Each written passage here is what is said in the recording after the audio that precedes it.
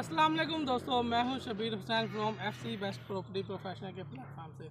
और आज फ्रेंड्स मैं आपके लिए 5 महल्ले का कॉर्नर लोकेशन का फेसिंग पार्क प्लाट लेकर आया हूं बहरिया ऑर्चर्ड ब्लॉक के ब्लॉक की अगर मैं बात करूं तो इसकी जो लोकेशन है के ब्लॉक की, ये एग्जैक्टली जो शरीफ मेडिकल सिटी रोड है।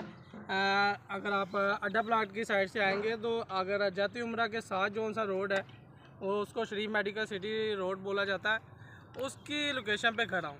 तो वहाँ पर बहरिया ऑर्चर्ड का गेट नंबर 6 है, ठीक है।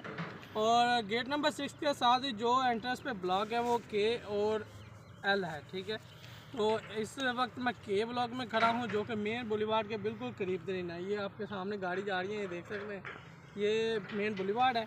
इसी बुलीवार्ड से थोड़ा सा अंदर करके यहाँ पर मेरे पास 5 महल्ले का फेसिंग पार्क प्लाट है। 5 महल्ले का कॉर्नर लोकेशन का है, जिसका पोजीशन भी पेड़ है, यूटिलिटी भी